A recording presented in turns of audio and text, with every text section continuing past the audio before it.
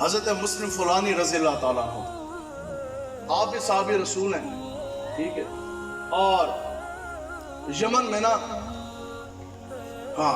یمن میں اسود انسی نے نبوت کا دعویٰ کر دیا، اور پھر جدو گئے نا اس دے کول تو اس نے کیا کیا کہ اس نے حضرت مسلم فلانی رضی اللہ تعالیٰ عنہ کو اس طرح قید کر دیا، کڑیاں لگا دی، بیڑیاں لگا دی، پھر انہوں نے بڑے کوڑے اس نے مارے، بعد میں وہ بکواس کرے اور کہندہ سی ہاں بھی کیا تم گواہی دیتے ہو؟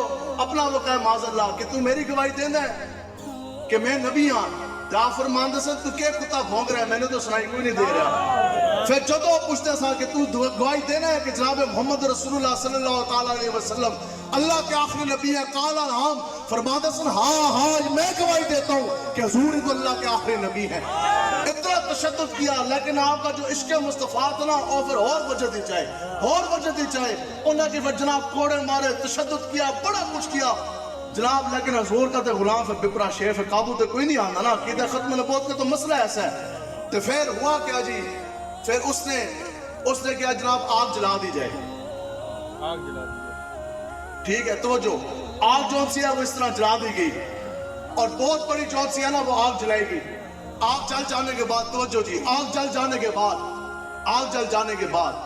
انہوں نے کہا جی اب یہ آگ جلا دی گئی ہے، اگر تو میری نبوت دا گواہی دینا ہے تو پھر ٹھیک ہے، ہتھکڑیاں ان کی کھول دی، بیڑیاں کھول دی، تو ادھروں چلا جا، لیکن اگر تم گواہی میری نبوت کی نہیں دیتے تو پھر کیا ہے کہ پھر ہم تمہیں ابھی کے بھی اس آگ کے اندر پھینک دیں گے۔ آپ نے پتہ آگے سے کیا فرمایا؟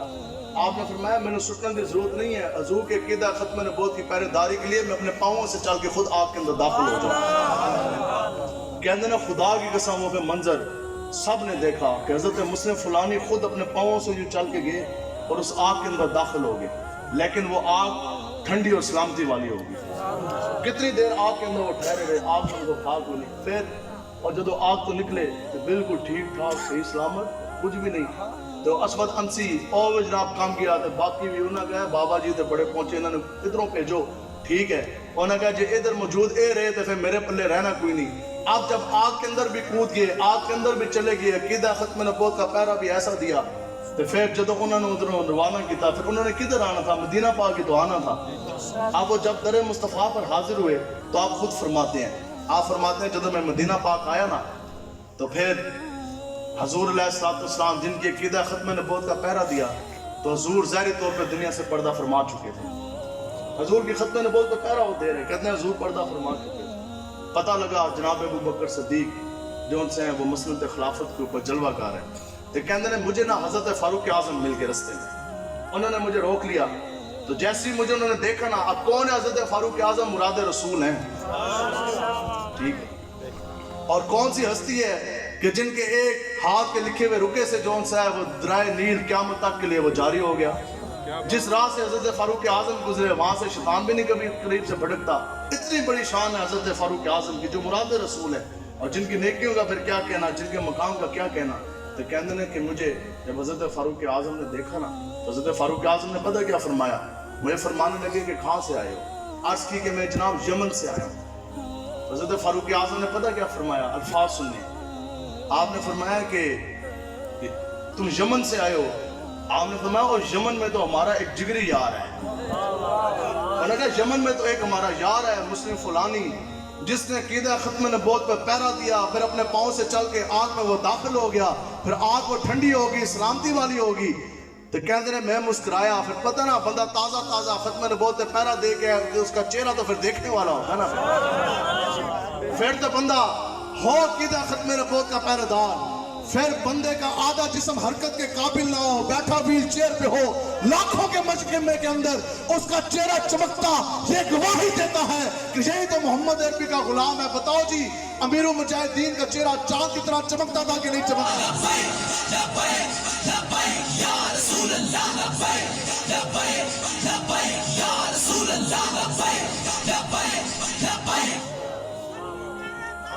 کہہ دینا میری وہ چہرے کی چمک اور میری وہ نورانی پیشانی حضرت فاروق اعظم نے دیکھی نا، جیسی پتہ آگے سے کیا فرمایا؟ حضرت فاروق اعظم نے فرمایا میں تجھے رب کعبہ کی عزت دے کے پوچھتا کہ تو وہی تو نہیں کہ جس نے ہمارے نبی کی ختم نبوت پر پہرا دیا؟ کہتے ہیں کالا نام، میں کہا یا فاروق اعظم رب کے فضل سے حضور کی نگاہ سے ہاں میں ہی وہ مسلم فلانی ہوں جس نے حضور کے عقیدہ ختم نبوت پر پہرا دیا اور آگ کے اندر وہ کود گیا۔ کہتے ہیں فاروق اعظم نے کیا کیا کہ فاروق اعظم نے نا اس طرح میرا امام اٹھا کے تو میری پیشانی چوم دی۔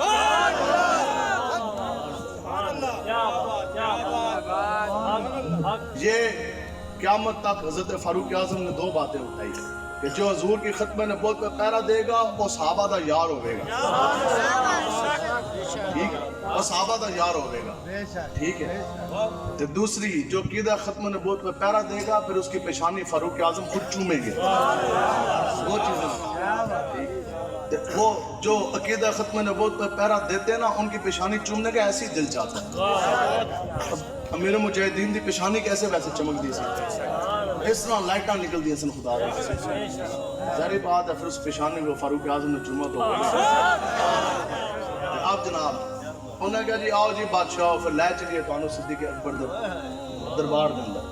حضرت صدیق اکبر جلوہ کار ہے، ادھروں ہی جناب تعارف جب کرایا نا کہ صدیق اکبر کو جناب یہ حضور کے وہ غلام آ گئے جنہوں نے ختم نبوت پہ پہرا دیا۔ کون؟ آج کی مسلم فولانی کہتے ہیں حضرت ابو بکر صدیق نشست سے کھڑے ہو گئے، نیچے اترے، انہاں کی لے کے انہاں کہا بادشاہو اور بیٹھن لگے نا، آپ نے فرمایا ادھر نہیں بیٹھنا، آج تو نے ادھر بیٹھنا جہاں ابو بکر صدیق بیٹھتا ہے۔ اپنی مسند پہ حضرت ابو بکر صدیق نے ان کو بٹھایا، ساتھ خود بیٹھے، دوسری طرف حضرت فاروق اعظم بیٹھے، حضرت حیدر قرار بیٹھے، سارے صحابہ جو ان سے ہیں وہ بیٹھ گئے، سارے صحابہ اس طرح بیٹھ گئے۔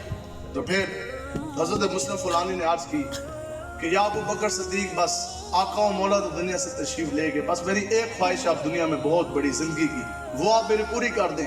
آپ نے فرمایا آپ جو کہیں گے آپ صرف زبان سے نکالیں، آپ نے تو ہمارے نبی کے عقیدہ ختم نبوت پہ ایسا پیرا دیا، آپ سلطنت مانگے سلطنت پوری صدیق تمہیں لکھ کے دینے کے لیے تیار۔ انہوں نے کہا تو منہ تک کٹ، آپ نے چاہیے کیا ہے تسی فرماؤ تے صحیح، تسی حکم تے کرو، ٹھیک ہے۔ یہ اتنا پروٹوکول کیوں ہے؟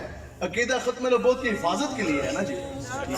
تو کہتے ہیں کہ پھر میں نے صرف اتنی عرض کی کہ یا امیر المومنین بس میں یہ چاہتا ہوں کہ آپ نا کہ صدیق اکبر میرے لیے یوں ہاتھ اٹھا کے دعا کر دیں، کہ صدیق اکبر میرے لیے ہاتھ اٹھا کے دعا کر دیں، بس مجھے اپنی زندگی کا سرمایہ مل گیا۔ اب میں یہ چاہتا ہوں کہ میری دامن میں یہ چیز آ جائے، دنیا گواہ ہو جائے قیامت تک کہ اس شخص کے لیے صدیق اکبر نے ہاتھ اٹھا کے دعا کی تھی۔ تو آگے سے صدیق اکبر نے کیا فرمایا؟ آپ نے فرمایا کہ نہیں، آپ نے فرمایا خدا کی قسم آج اس چیز کے آپ زیادہ حقدار ہیں کہ آپ ہاتھ اٹھائیں اور صدیق اکبر کے لیے دعا آپ کریں۔ ختم نبوت کے جو محافظ ہیں ان سے تو دعائیں صدیق اکبر خود کرواتے ہیں۔ تو پھر حضرت فاروق اعظم کیا عرض کرتے تھے کہ یا ابو بکر صدیق میری نیکیاں لے لیں۔ سنو جی عقیدہ ختم نبوت کی حفاظت کیا ہے؟ یا ابو بکر صدیق میری نیکیاں لے لیں، میری باپ دادا کی نیکیاں، میرے بیوی بچوں کی نیکیاں، ہماری آنے والی نسلوں کی نیکیاں آپ لے لیں، فاروق اعظم کا زندگی کا سرمایہ آپ لے لیں، یا مجھے دن والی نیکی دے دیں یا رات والی نیکی دے دیں۔ دن والی نیکی کون سی؟ جو جنگ یمامہ عقیدہ ختم نبوت کی پہرے داری کے لیے جو لشکر روانہ کیا، یا ابو بکر صدیق یا مجھے وہ دن والی نیکی دے دیں۔